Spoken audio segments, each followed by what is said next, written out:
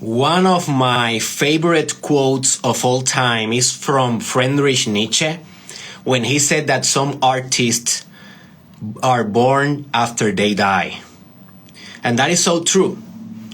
And I am on a mission right now to don't let that happen with a lot of artists that I really admire, that I really think that they are one of the great artists in our times, genius of our modern times. And for me, it's a privilege to share with these people, to collapse these realities in a beautiful synchronicity.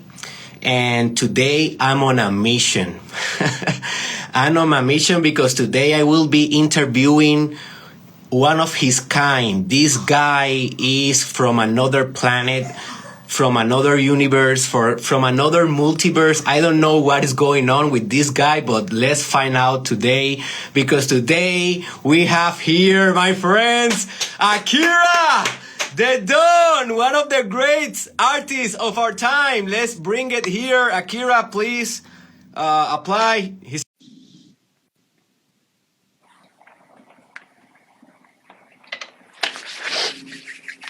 What's up, man? ¿Cómo estás, hermano? So, ¿va a ser en español o va a ser en inglés? Inglés, definitely inglés. Mi español no es turbo bueno. Oye, Yo pero te hablo- entiendo bastante bien. Te entiendo bastante bien. Oh, gracias. Para los que hablan español en este live, los que hablan español, ¿cómo está el español de nuestro amigo Akira? Déjennos saber en los comentarios. So, for the people that doesn't know me, my name is Dr. Derek Israel. I'm a clinical psychologist, entrepreneur, and a visionary as you. Please, Akira, let's start by with your story, man. Who are you, and what makes you who you are today, man? I just want to know you a little bit. Yo, that's a broad ass question. I am me, and estoy aquí, and it's a beautiful day to be alive. You know, It is, man. the power is out. I'm in Playa del Carmen, Mexico. The power is out in the locale. So that's why I'm not in the studio. And the good of that situation is I get to sit outside and enjoy this beautiful balcony and this beautiful day, you know? So that's pretty cool. And also, I was able to charge this mobile phone off of a laptop so that we could have this conversation. We live in the future. Sure, man. How fucking crazy is that, right? There's We are in the metaverse already, man. We are. The power has on been my room, out man. since yesterday. The power has been out here since yesterday, and yet still we're able to do an international live broadcast in the manner of fucking techno kings. Shit is crazy. Right, man. But, So, all right. So who are you? Who are you? Give us a little bit of your story and what things have made you who you are, because you're a very particular being, man. Well, we all are, right? We are all the sum of our travels through the Byzantine conduit, right? Me, I make music. I make a very specific kind of music that only I can make due to my very specific adventures and activities over the years have led to the point that what I do is something that only I can do. Which is a good. It's kind of that's the aim, right? Is to do what only you can do, and if everyone does that, then we're in a wonderful, wonderful place. Because you know you have a very unique skill set, right? You have a very unique skill set. Exactly. Mm-hmm. However, if you're occupied doing some bullshit and not doing what only you can do, then the cosmos lacks that 100% you, which is necessary for it to be at 100%, right? So if you're not doing 100% Derek Israel, then you're fucking up the cosmos. Right. Because that means there's like a missing pixel on the screen. You know what I mean? Right. So that's some bullshit. So I have been occupied my whole life in getting to the position of being 100% I, you know what I mean? In usefulness and capacity and energetically and all of that. You know, I'm on the way. I'm in a good place right now. It's a beautiful day to be alive. Yeah, it is. And how can you overcome the challenges when society or culture or maybe your family, they are pressuring you to become something else or to fit some standard? How do you Mm. maintain that integrity of, being very focused on being yourself and being authentic? How you do it? Yeah, well, that's the tricky thing, right? Because at the same time, we live in a society, right? But Right. so it's not just you, right? And like it is you interfacing with everything else, and that's necessary. That's a very important thing. You know what I mean? So like, uh, it's very easy. Like what I did, right? You're a kid. You go fuck this shit. Blah, blah, blah, blah. I left home like when I was 15. And I went off. I rejected. I left school and I left home and I went running off and I encountered some issues and things that maybe I didn't need to, and that people who had not rejected sort of society and rejected the framework wouldn't have had to deal with. Obviously, those things led to what I am now, so I wouldn't change anything. You know what I mean? But just straight up rejecting things because you don't want to adhere to whatever your family or whatever want you to do isn't necessarily what's going to lead to you being ultimate you. Some people will reject things just to be contrary, and it will not lead them to their true purpose. It will lead them to a ditch, or it'll lead them to a fucking brothel in Dubai or some shit. You know what I mean? There's a lot of perils out there. You know what I mean? There's a lot of fucking snakes waiting to fucking catch you out. So that's a tricky thing, right? That's a balance, and that's something that you've got to be very careful with, and you really got to pay attention. And it's because it's easy to react, So you're like, because you hear stories all the time. People like, I had like this really religious family, so I rejected all that and became a fucking turbo lunatic or whatever. And that's reacting, right? Rather than taking in what's around you in a measured fashion and seeing where it relates to you and how best to apply it to what you're up to. So the main thing, right, is like really you gotta figure out what it is you are before you go embarking on these things, and that's the tricky thing. Right. And that's something that some people never ever do, So that's the thing to do, I would say, is to find out what you are, what you really are. Sure, man. I am a believer that when you connect with your authenticity, you can go forever. I don't know if you have heard this term of, it's a very philosophical term that is called the perpetual motion machine.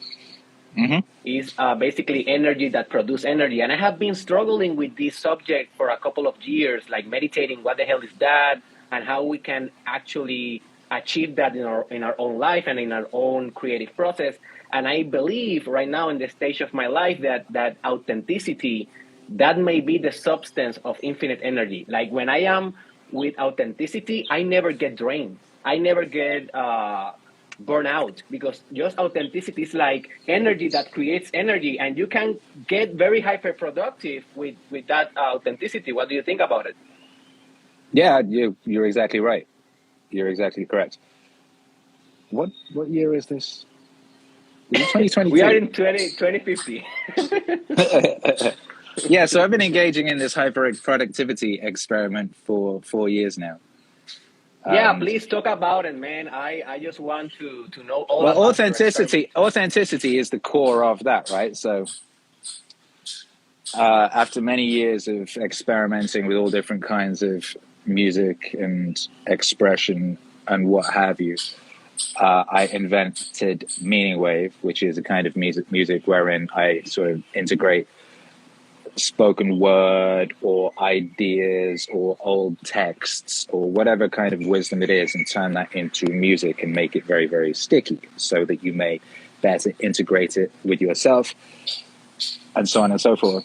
And I decided in February of 2018 that I was going to experiment with, the whole idea of the zone. So there's a whole, you get in the zone and everything Yeah, flows and flow, it's the flow magical and state. Yeah. amazing. Yeah, the flow state, right? The zone, whatever you want to call it. And people find themselves there, and they're there for a bit, and then they're not there, and some people have trouble getting back. Some people can never get back. You see it happening with a lot of bands who fail to recapture the magic of their first album on their second album. Or you see it with filmmakers or whatever it is, right? So I thought I would experiment with like getting there and then not leaving, like, and just staying in that place. And one aspect of that is what you just said, which is authenticity, because you cannot fake the funk. Or if you can fake the funk, you can fake it for a short amount of time. You know what I mean? But if it's like people who are playing characters or whatever, it's like you have to become that thing if you're going to be doing it 24 hours a day. That's what the internet did. Is showed up a lot of people who were pretending to be things but were not that thing. And then it created a bunch of monsters of people who became the thing they were pretending to be, right? Anyway, you can't be doing a thing with the intensity necessary to stay in the zone of doing that thing without it being an authentic representation of your truest self. So anyway, I've been doing that since 2018, and it's going very well. I've been there ever since. It used to be the case I would like make, for every like 20 songs I made, maybe one of them would be really good. Where now it's all of them. All masterpieces. Yeah, all masterpieces, which sounds ridiculous, but it's true. And maybe if it's not the masterpiece for you, it's the masterpiece for someone. It's literally the case that every song I put out, someone will write and say, this is the greatest thing I've ever heard. This is perfect for me. This has saved my life, or whatever it is. It's like each one of them, and there's hundreds and hundreds of them, each one of them has found itself being very useful for someone. Well, multiple people, And as one goes deeper and deeper into this, it shines brighter and gets more powerful and gets easier and more ridiculous. And so it seems that if you find the authentic thing and lean in on it, reduce friction wherever it may be found, pay attention to synchronicities. There's lots and lots of stuff involved in this. One could do a seminar. But it seems to be the case, in my personal experience, that if one does this, it works and continues to work, and you do not run out of energy. What actually happens is you get more and more energy, and it builds up. People years ago were going, Akira the Don, you're gonna burn out. And that was years ago. You know what I mean? And it hasn't happened yet. One thing I was missing in the early days, which I've now got dialed in, is the physicality side of things, which I previously hadn't got dialed in. Now I go to CrossFit every day, and I'm in the best shape of my life. And what that's ended up doing is giving me even more energy. It used to be the case that I used to be like, I don't got time to work out. I've got all these albums to make. How can I work out? I'm putting out an album every month. That's ridiculous. I don't have time. What I've discovered is making time to work out. What that does is that gives you all this extra energy in the rest of your life. So you become even more efficient and productive in the time you're spending on whatever it is you're doing. So maybe you're not working 14, 16 hours a day on music. Maybe you're doing 10, 12, or whatever it is. But those hours that you're doing are way more hypercharged than they were previously. So you end up doing a lot more at a much higher level. Right. And how is a day in your life? Like now we are in Mexico, right? In Mexico? Sí. Okay. So how is a day on your life? Like at which time do you wake up? And what do you do first? Do you do something creative, or you go right into the workout? Now I don't work out until I'll go to 7 o'clock CrossFit class on the weekdays, and then PM. PM. And then PM. But I just started doing the Saturday one now, and that's in the morning. So Saturday is 7 in the morning. So Saturday is get up silly early and go and do that. And I've been doing that the past couple of weeks because I don't want to. So I've discovered that I have this heuristic. If I don't want to do a thing, that means I have to do it. It's just the thing that you don't want to do, but it's the thing that... I have one that it was like, everything that gives me fear, I have to do it. And if give me more fear, I need to do it more. And that thing, it was in my head like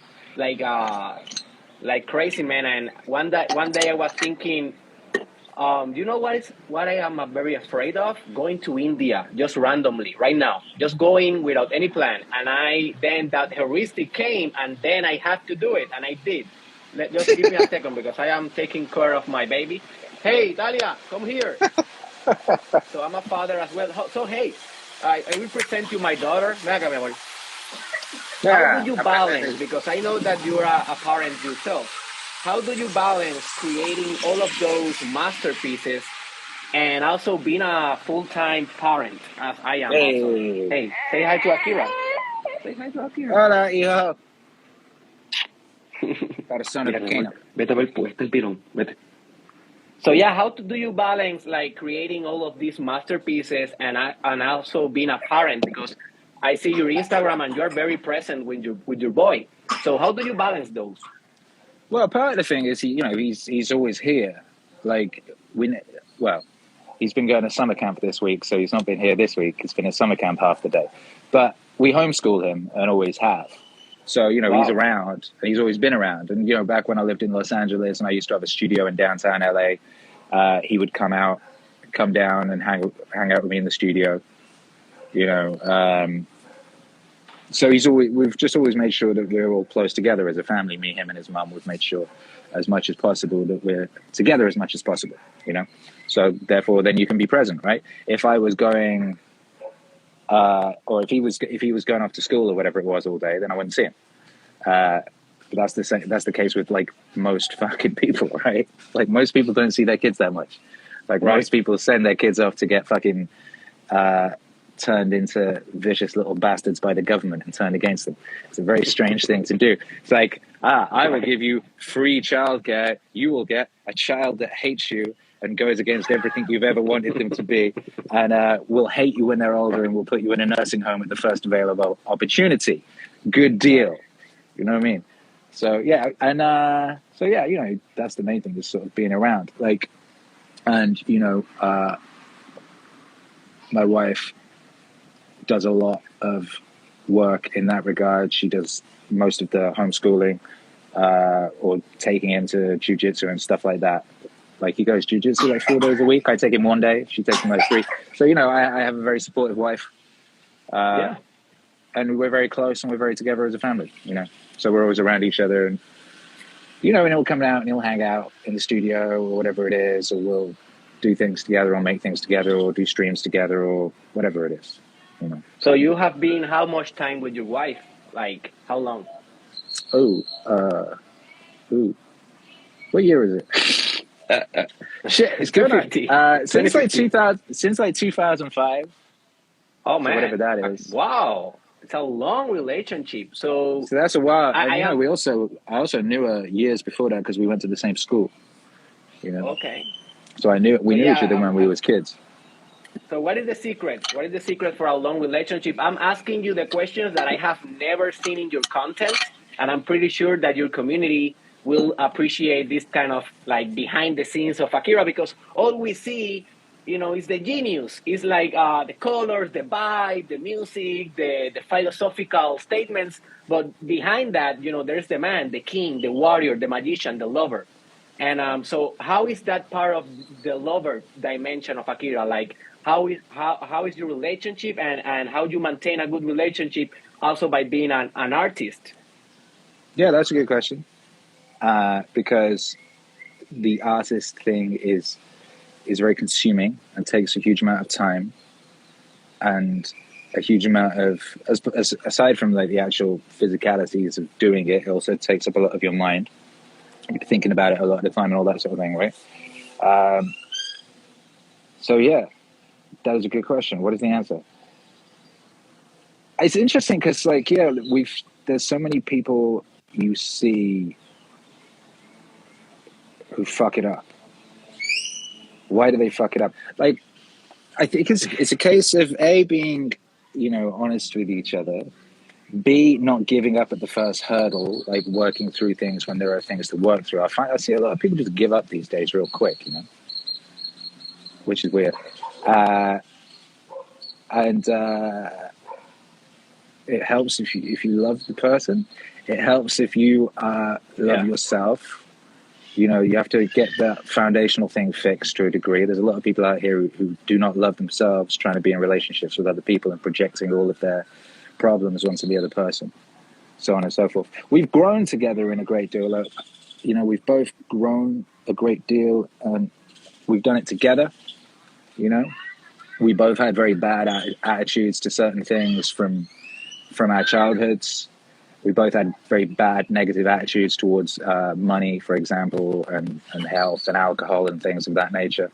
And we've both transcended a lot of those things, and kind of not necessarily exactly the same time. Like one of us will push up on a thing and that will inspire the other one, and then the other one will push up on a thing and that will inspire the other one. You know, Charlotte has inspired me in a great deal of things, and kind of forced me to be a much better version of myself than I ever would have been otherwise. You know, taking on that responsibility and commitment of marriage, like, forced me to become a better person.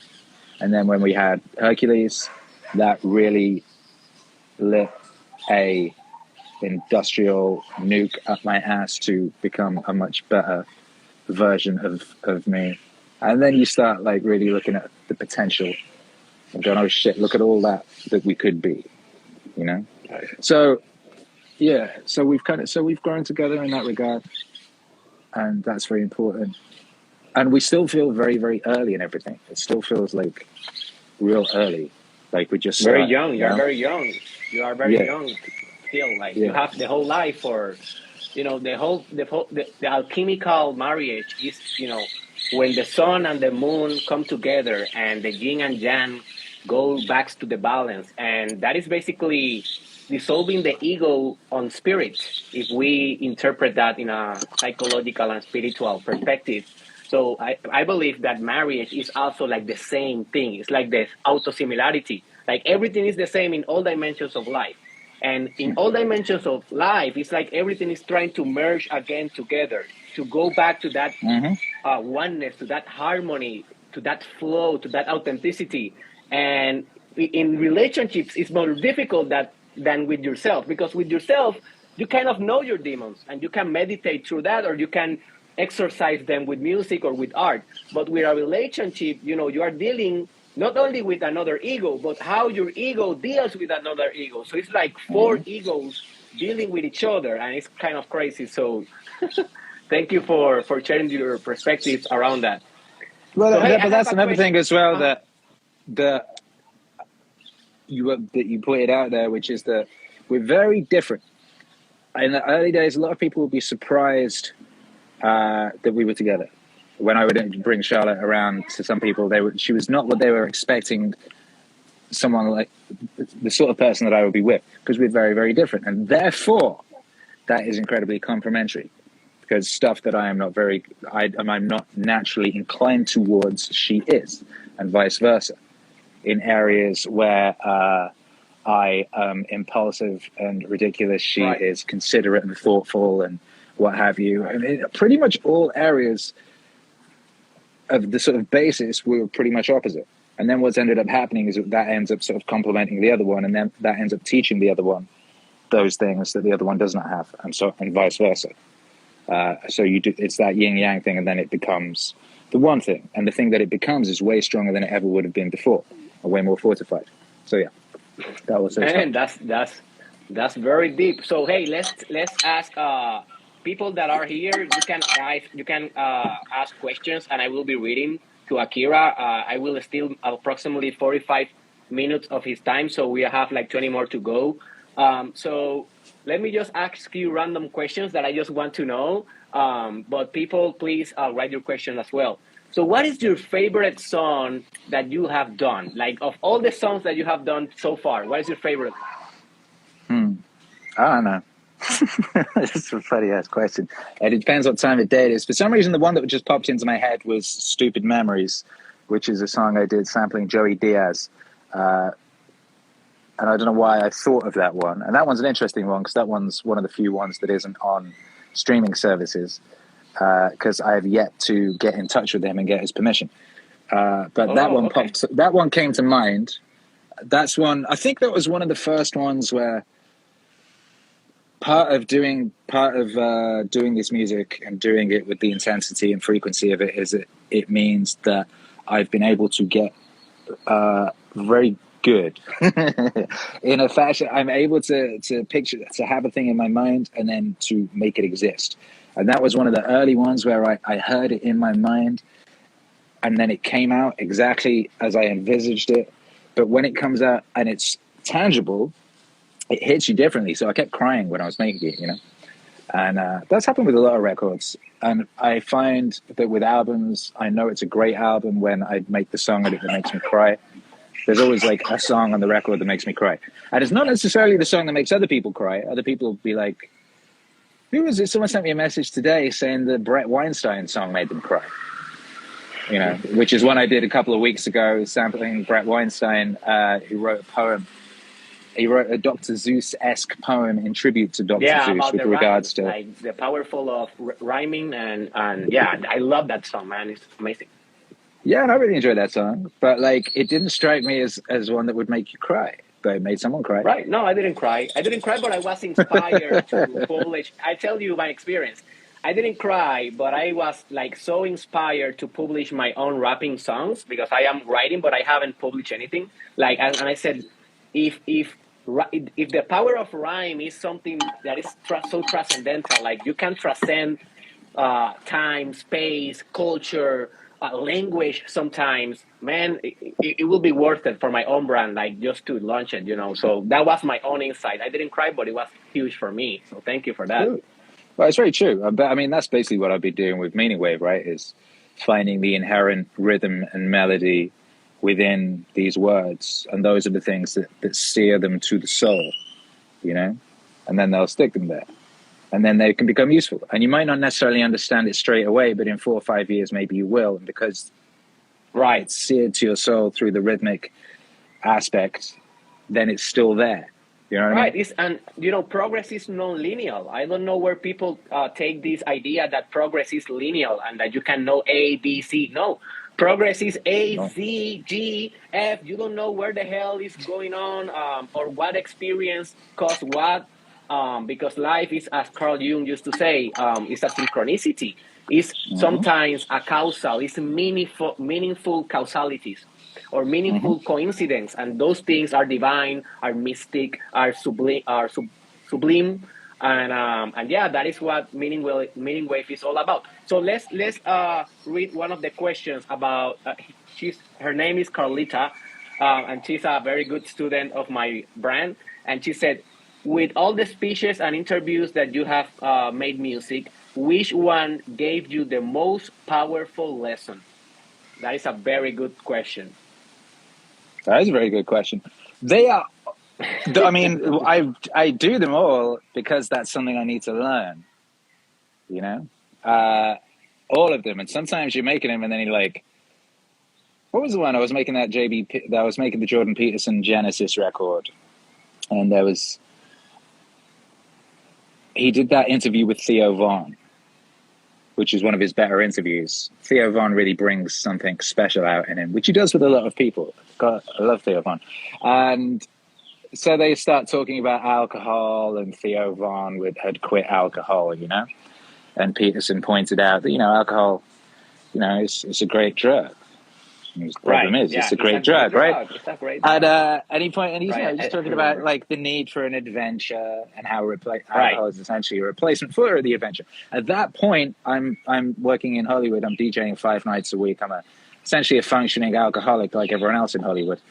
You know, me too. Man, we have so much in coincidence. I was an alcoholic also. Yeah, but there you go. You know, you're DJing in LA. It's like it's part of the thing. Is fucking drinking all the time.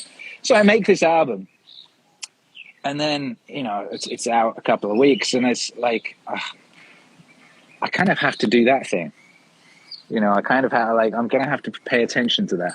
So I just stopped drinking, like, and lo and behold, everything became more glittering and effervescent and wonderful. I just, like, didn't have time for fucking hangovers and this, that, and the other. And so that meant I was able to just do so much more at a much higher level. On a similar level, it's the one you don't want to do. I did the Naval album, the second Naval album, the second of the quadrilogy. Parts 3 and 4 are coming, the How to Get Rich album. And when I was making that album, I was streaming twice a day. I was streaming. I was getting up streaming like 7 till 9, and then streaming again 7 till 9 on the other side of the clock every single day. I did that for like a year or over a year. Anyway, there was a song on that album. It was like the last song or something. And he was saying, you know, a busy calendar and a busy mind will destroy your ability to do great things in this world. You need free time and a free mind to do great things in this world. You know, I'm singing that chorus. It's very catchy. I can feel the resistance. Like, yeah, maybe you, Naval, but not me. I can stream all day, every day, and have to run around and da-da-da. And again, I felt the resistance on that one and realized, oh, shit, this is the thing. This is something I'm missing. There's always like a missing key. That was something I was missing. So because of that record, I stopped streaming twice a day, and that really did make a massive difference and give me loads more energy to do way more and way better music. In paying attention to that. Basically, every single record I do, I learn something very, very important. But there's always something that I'm resisting. And that'll be the one that'll niggle at me, and then I'm like, oh, fuck, okay, I have to do this. Like, oh, fuck, okay, I have to fucking get up early. Oh, fuck, okay, I'm going to have to start doing physical exercise. Oh, fuck, okay, I'm going to have to start picking up heavy things, above whatever it is, right? Yeah, because it's about integrity. Like, you cannot express some ideas and then don't own those ideas in your own life. Like, I suffer. What's up, baby? So in my case, I'm a podcaster, and I have also conduct like hyper productivity states in which I have done one podcast every day for a year. And now currently I am doing right now exactly that in my podcast. And I know that sometimes I bring ideas. For example, one of the episodes that I did on my podcast, it is called Download the Mind, in which I download the codes of the software of the mind of people that I admire. I haven't done with you, though, but I will someday. And one of the guys that I really study a lot in order to download his mind was Tony Robbins. But what happened? Man, that mind is a fucking beast. And then I was like broke inside because I have this material that I cannot fulfill, man. I cannot reach that standard. So I have like it is in psychology it is called like a cognitive dissonance. Is when your brain and your mind is wanting one thing, but your behavior is not integrated or it's not matching. So I struggled a lot with that episode because of that integrity that we need to have with our art. You know, life and art must be mostly the same. Yeah. Like, wisdom isn't wisdom until you have integrated it. It's just stuff. It's just words. It's just ideas. And we live in this incredible age of abundance where you can fucking download Tony Robbins. You can download whoever. I remember the first Jadakiss said this in like 2004. He's like, you can download a whole album. Now you know where these niggas get their style from.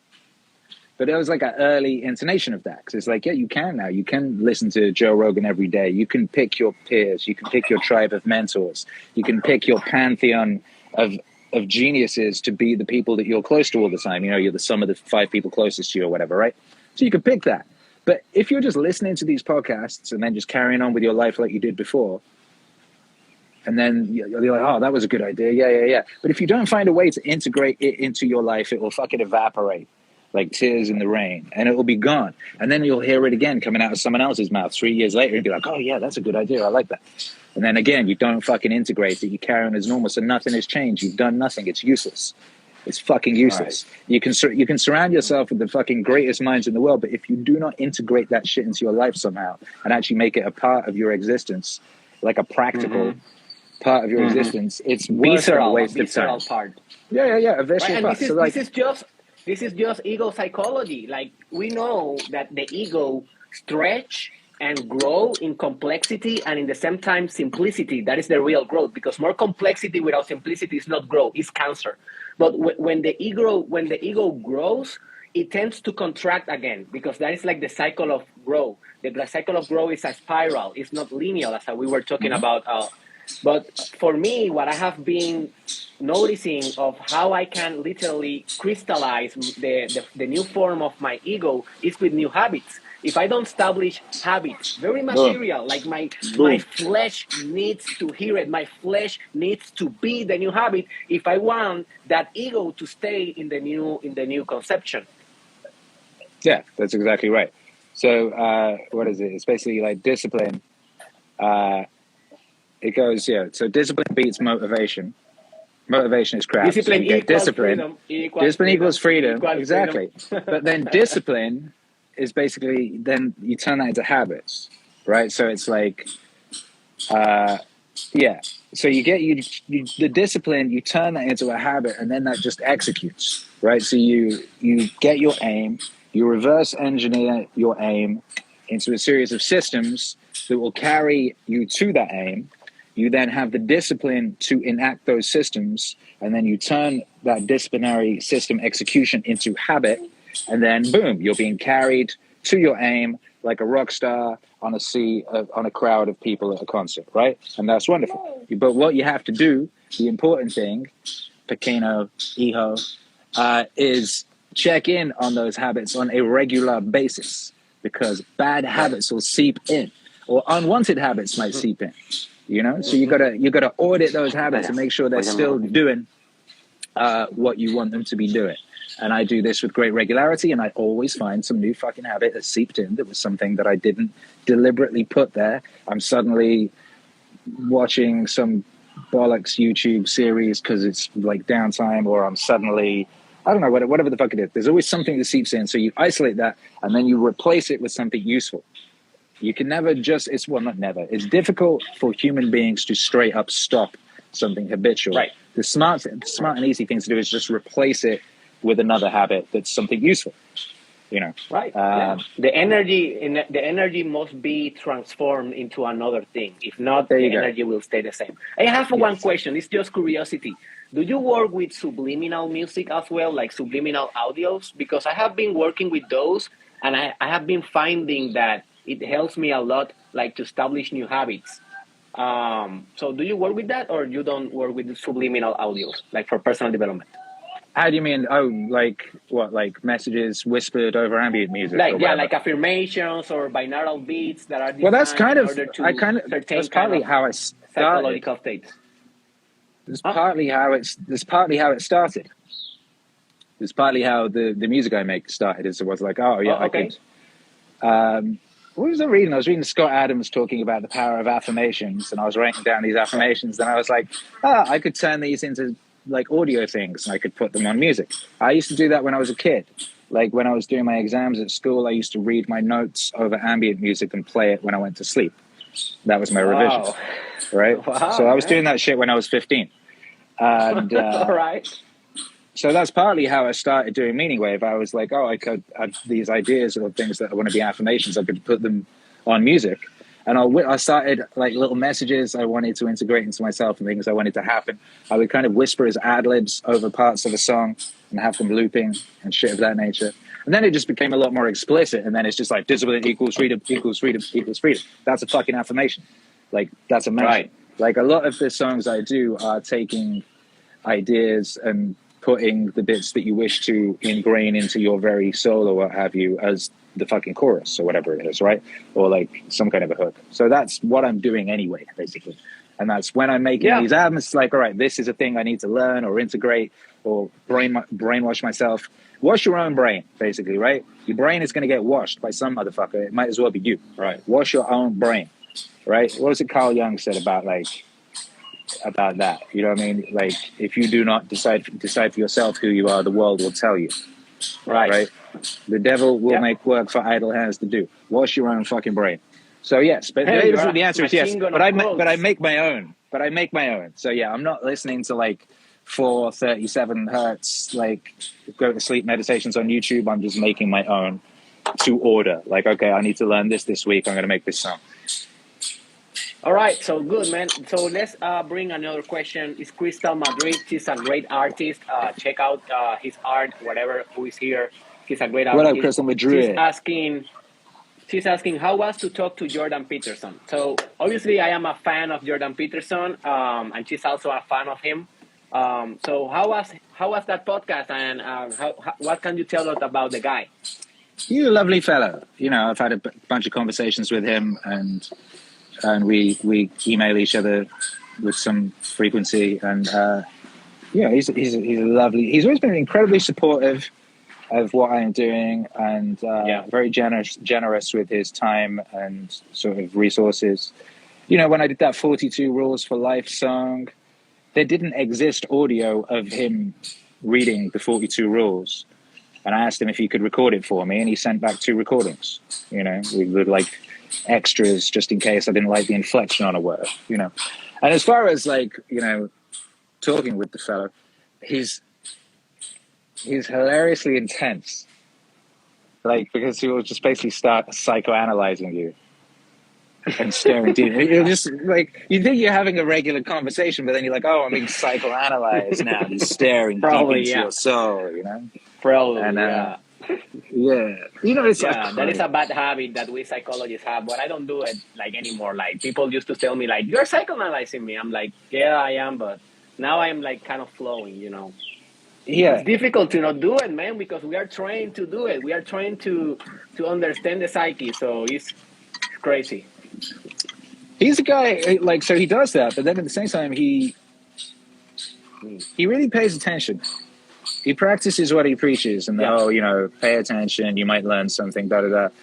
Like, the last time I spoke with him, it was very emotional. And, you know, we talked about some stuff, and there were some ideas I presented to him that he was unfamiliar with that caused him some sort of quite intense emotional reactions. And it was really incredible watching him return, you know, because he went to a His dark comeback, place. yeah. He went to a Yeah, dark he was. place, and watching him rebuild and, you know, talking to him while that was going on was really an amazing thing to witness. Well, that is the It's like hero's people have journey, no? forgotten. Yeah. And it's almost like people have forgotten. It's people take it for granted. He does a podcast every week. He's da da da da da. It's like he was fucking nearly dead, you know? Like he went right to the fucking bottom of the abyss.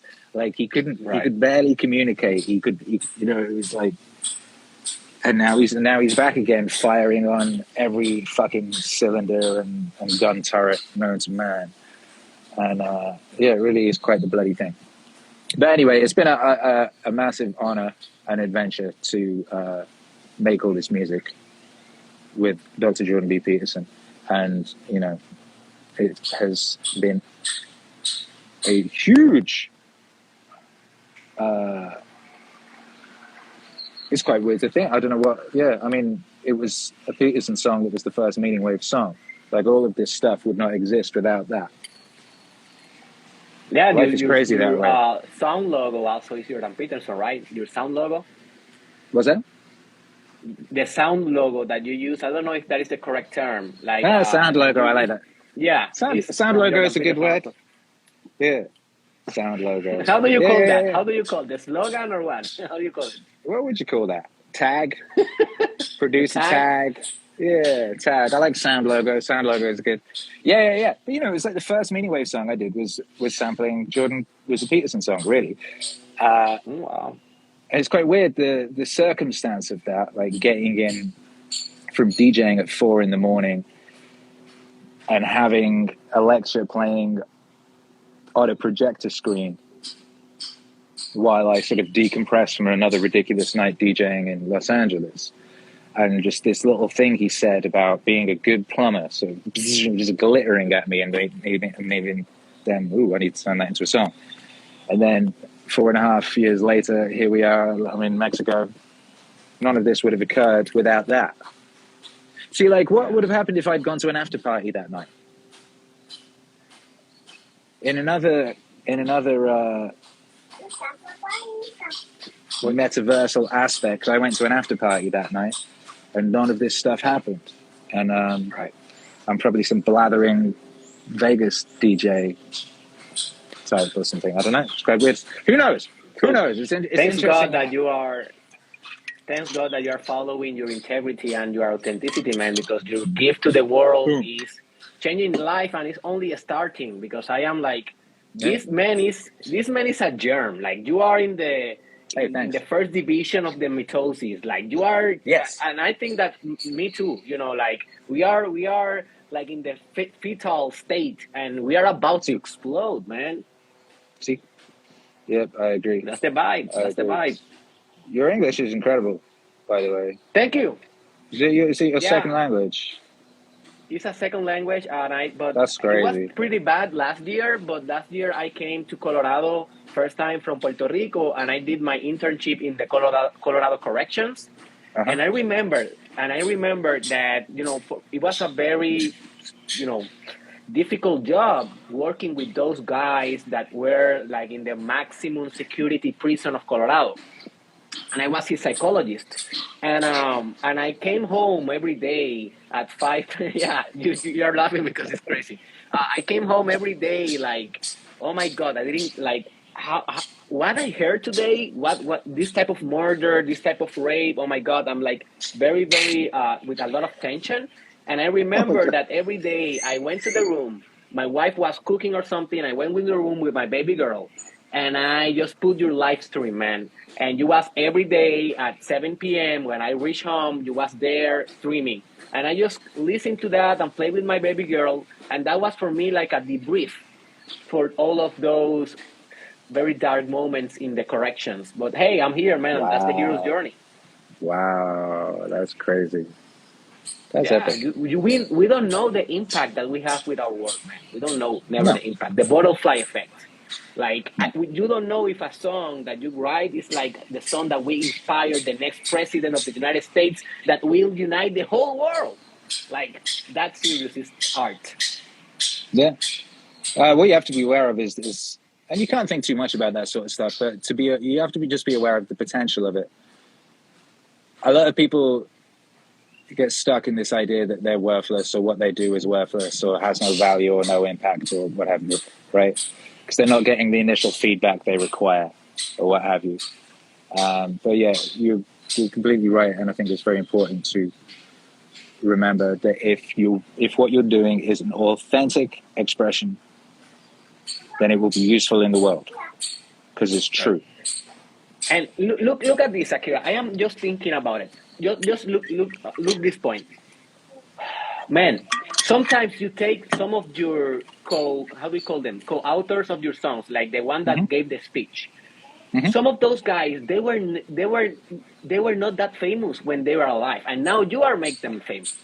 Like for example, Terrence McKenna. He's not like the most popular guy in the world. He's one of the most genius guys ever born in human history. But he's not like, for example, a Carl Sagan or I don't know, Bill Gates kind of in popularity, right? But you, like 30 or 40, 50, 60 years later, you are making him evergreen because he made the speech, but now with your music, you are making that speech forever, perennial, like never out of fashion. And like Friedrich Nietzsche said, some people are born after they die. Some people are born after they die. And you are doing that also with some of these folks that were geniuses, and you are expressing their genius in a new way. And I think that with our art, like, yeah, we are alive right now, but we are not thinking. When we are long gone, like Marcus Aurelius used to say, no one will remember about you. I don't know, man, because if an Akira takes your son and make like a emergent art with your own art, it's like forever, like your spirit, your pattern, your germ is forever manipulating reality in a more beautiful and a more good way. I don't know. It's That's my ironic, thoughts right? about it. Isn't it ironic that Marcus Aurelius wrote all that stuff about how no one's going to remember you after you're dead? Right, right, yeah. 2,000 years later, fucking Marcus Aurelius has still got the most fire Twitter account on Earth. You know what I mean? It's hilarious. But, he was right to an extent that, like, pretty much everyone that he hung out with, like, no one knows who they are. But him, and Right. the reason you know him is because he expressed that most authentic aspect of himself and wrote that shit down and just wrote it true and pure. It wasn't even necessarily it wasn't for public consumption. You know what I mean? He's like, these Right, are my notes exactly. to myself. Pure. So it was a pure and authentic and truthful reflection of that which he believed to be the case. And it was therefore useful for fucking thousands of years. It continues to be. And God knows how far it will go. Who knows how far that expression will go? Because it's true, right? That's why I don't worry about propaganda. That's why I don't spend my time being upset about fucking Disney Star Wars or whatever the fuck. Because it's like, that shit will not last very long. Propaganda does not last very long. People hang on to that which is true. That which is true is that which resonates. And the other stuff just collapses very, very quickly and evaporates very quickly. Therefore, it is not the best use of one's time to be concerned with that. You are better off engaging in the creation and expression of that which is true on a mythopoetic, archetypal, fucking intergenerational manner. Shit that is going to be useful across space and time. Right? Don't waste your time bitching about what the fuck they've done to Doctor Who this week. Like, you know, go make your expression of that truth or whatever it is, right? Or be involved in that, or find what that is and champion that. And you know, what's the other thing? Yeah, well, this is why everything I do musically, I strive for it to be useful across space and time. So a lot of time people would be like, Akira the Dawn, you know, in 2017, they were like, hey, do Trump Wave or whatever the fuck, or do whatever political thing was fucking hot that week. I've never been interested in any of that stuff. I'm not interested in things that are of note right now. Pop culture that will not be mainstream. Yeah, it's like, will this be useful in 5 years? Will this be useful in 10 years? Will this be useful in 50 years? The only stuff I edit out of music, like when I'm making the Scott Adams records, I'll remove any references to like contemporary political events, because that shit will date it. You know what I mean? That shit will make it unuseful across fucking time, because people will hear it and they'll associate with whatever was that moment was, and they won't see the grand import of it.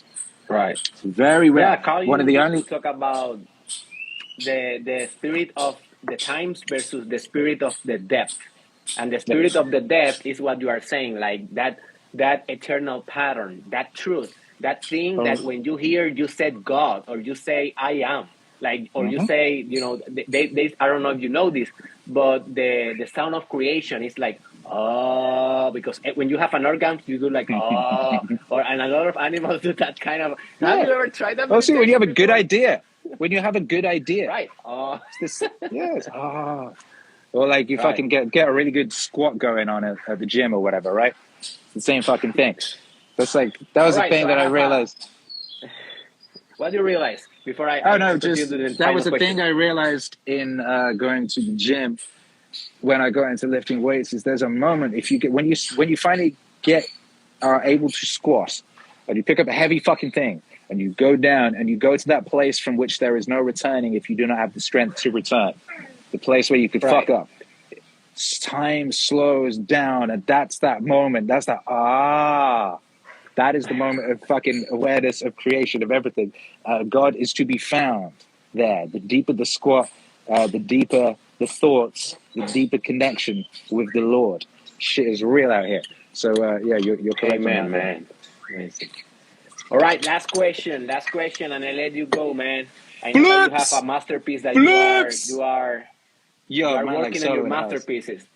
So the last question: what is your final or ultimate vision for Meaning Wave? Like, how do you see Meaning Wave being operating in humanity, like in 40, 50, or 60 years from now?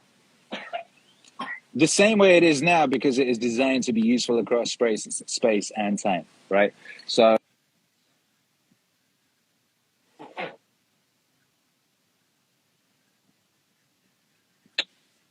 we lost the man. We lost the man in the final question. In the big picture, nothing new is under the sun. That's right, Akira Productions. Let's see if I can. Oh man, the Don is out. All right, so he's out. But I hope that you guys enjoy what we discussed. I will be uploading this video in my YouTube channel. Is Dr. Derek Israel, the same that I am called here in my Instagram. So if you want to like see the replay, you can do it in my IGTV here, but also in my YouTube channel. Let's see if he can come back, and maybe finalize this interview. But man, this guy, I was telling him, like, I don't know this guy. I'm just like a normal. He's here, baby. He's here, baby. He's here, baby. Come on, let's finish this, baby. Let's finish this. back. We're back. All right, man. So it turns out on Instagram you can't like open up another thing and read a letter. You know, I've never done an No. Instagram live before. This is the first time I've ever done an Instagram live. The next never actually time done that one. you agree to do one with me, let's go to TikTok, because there I have a more bigger community that I can expose your work, man. So the next Yeah, time man. we go to another platform. Yeah, I'm down. That's all good. But anyway, in answer to your question, I would say like, yeah, the same, more of now. So you cute little thing. Look at you. How old are you? She's not hearing you because I have the AirPod, Of but course, I you can have ask one her. like I have one. ¿Cuántos años tienes? What is your age? ¿Cuántos años tienes? No, you don't have 4. You have Catch your ass. 3. Años, 3. Steven. I have 3. 3 años. Yeah, she's 3, man. And she loves your music. Do you like Akira's music? She loves your music. I tell you, man. Gracias. Thank you. Gracias. So yeah, what is the final vision, ultimate vision for your masterpiece, Milling Wave? Well, you know, integrate the wisdom of the ages as much as humanly possible within this lifetime in the most maximally useful and harmonious and glorious fashion. You know, and we're only 4.5 years into this. So I've got a bunch of years left before I die. So it looks like there's a bunch of shit that we can do. There's a bunch, you know, like whenever there's a problem, whenever we have a problem as a society or as an individual, you can guarantee that someone sussed that out at some point. In human history, someone has thought about this shit. Whatever you're going through, someone else went through it too, right? And someone worked it out. And they found a way to express that, write it down, put it in a poem, put it in a film, put it in a whatever the fuck it was. It's out there, right? It's out there. Same as a society. Terence McKenna talks about this idea that when a society runs into a problem, once it hits a juncture, before it can move forward to the next level, it tends to have to go back and find something that it forgot, that it needed now. I think of like the way Indiana Jones is, he grabs his hat as he's going through, just as the door thing is collapsing. We do that as a society, right? There's something that we left behind that we need to remember, and then we can go forward. So that's what I'm doing with the music. And I got a bunch of time to be able to do that too, with as much of the, you know, most useful, glittering and powerful of that which man has accumulated, worked out over these many thousands of years.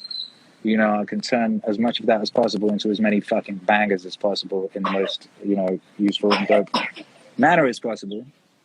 And you know, that'll be good. And it will be good. You know? It will be good, man. It will made be a good point there. Killer makes a good point. Says, remember, you're going for Noah years, Akira. That's right. What I'm going for them Noah numbers. Well, you know, Noah. What he means like, by that? Noah, he lived to like 900 or something, right? Oh, okay. You know what I mean? Like, people used to live longer back in the day. You know, because they had more shit to do. You know, Noah was fucking, you know, he had shit to do. He was working for God. He had things to do. You know what I mean? So people lived longer back in them days. So I don't see why not. I'm in better shape now than I was when I was 24. Sorry, man. My daughter is interrupting. What do you say about 24? I don't know. I'm in much better shape now than I was when I was 24. We are getting on shape. I'm getting on shape also, man. It's like I understood like why I should be working so much my spirit and my intellectual capacity if my body is not reflecting my character. Like again, we go back to that subject of integrity, and I think that the ultimate part of integrity is not only spirit, mind, and body. Now my baby is changing the light. All right, let her play. I like that. Also, the ultimate part of integrity is your external reality. Like whatever you are doing in your life for creating the life that you want, that is also part of your integrity. Because if your external life do not reflect your current vibration, there is also that is not working there also. And in alchemy, they used to have this term that I'm writing a book about it. It is called the unus mundus. Have you ever heard that before? No, those words. The only one world. In the translation is the one world, or the non-dual psyche, or the psychoid, or that sphere in which mind and external reality. You know, do you put it in an album? Do you call it do you call it the interface of reality, right? Do you call it something like that? Like Yeah, is the that user medium, interface for reality. Yeah, right? yeah, exactly. So And if you, that interface must be completely integrated if we are talking about real authenticity and real integrity, and that includes your external reality. That is yeah, well, the your last external insight that I reality, had. yeah, your external reality is a reflection of your internal world at all times. And if Right, your exactly. external world is not what you wish it to be, that means what's inside is not what it should be. Right. And it means you've still got some fucking work to do, you know. And that's a theme. I lost you, man. Hang on, sorry, yeah, back. No, okay, I got it. Sorry, yeah, I got a couple albums coming that are Uh-huh. amazing, and then we're moving into that as a theme. Like you'll notice if you look back on my work, it tends to be exploring subjects, themes, and ideas from multiple viewpoints in a kind of almost like a. I used to think of it like the way Marvel constructed their stuff. So you'd have phase one and phase two and phase three. And like phase one is the greatest story. You've got like the story of Thanos or whatever it is. And like, so we have that in Meaning Wave and we have like ideas. So like one album will be Peterson and another one will be Watts and another one will be Goggins. And they're kind of talking about the same thing or observing the same thing from a different angle. So the idea being between all those perspectives, you get the truth of the thing. So what you were just talking about there is a big part of the larger theme of the next phase, and we're going to be looking to a lot of that stuff in a sort of theoretical fashion, in a practical fashion. And that's another thing we always do here is you'll have someone sort of the theoretical or the abstract idea of what a thing might be, and then practical how to fucking do it and apply it to your life. Very, very important. Some people just get lost in the thinking about the thing without knowing how to apply it to their life, right? So anyway, yeah, Sure, man. that's coming. How we can fund your work? Like what people can buy from you if they want to support your business? Yo, whatever. If wherever you are, you will find us. Whatever you're into.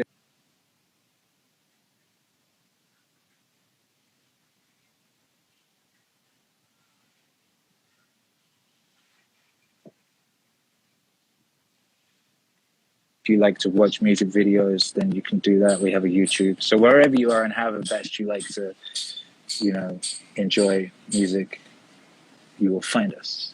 By Jove. We have vinyl. Sure, man. So thank you Yeah. you for this time. Do you hear me? Because okay, now I got it. So thank you for this time. I really appreciate. I'm a huge fan of your music. I hope that maybe like in a couple of months or maybe 1 year we can repeat this conversation and just like keep the communication going. I'm also going Yeah. to Mexico for the first time, like in a couple of weeks, maybe 1 month, because I'm doing an event there. So maybe we Oh can yeah. meet there and do a workout together if you want and discuss some business. Woo! That sounds lovely. Where are you going to be? I'm going to the capital. Where are you at? I'm in Playa del Carmen. That is In very Quintana far. Roo. I don't know nothing about Mexico. Like, I don't know. That's very far from the capital. If you're going to Mexico, you're going to Mexico City. Yeah. Okay, so it's quite far from Mexico City, but it's a bit south of Cancun. So it's the nice bit. It's the tropical bit. So like you should And I definitely can go go, there because man. it's Like it's the adventure. It's the adventure. So if you like say, okay, man, let's work out together, and near because Tulum I as was well. thinking, People like that shit. huh? What? I said it's near Tulum as well. People like that shit. Tulum's like the party bit, and Cancun's like the beachy, touristy bit, and Playa del Carmen is like the Cheeto bit. It's the Cheeto bit. Anyway, you like it. But yeah, you should try to come over this way. It would be lovely to hang out. I very much enjoyed this conversation. I look forward to the next one. Yeah, let's hang out. Let's hang out and discuss some things that because I know that we can do a very good relationship for the world and for our respective businesses. So okay, man, thank you for everyone that joined us. Now let's Akira go and create his masterpieces, and this video will be on my YouTube channel for further study because today we discussed some questions that he have never discussed before. I asked stuff that he never talked before about his wife, his children, and stuff like that. So yeah, Akira, thank you a lot, man. I wish you the whole success of the world. You deserve it, man. Yeah, you too, you bad motherfucker. You too. Love to you and your family. Thank you for being here. Shouts out to everyone again. Thank you, man. Thank you for everything.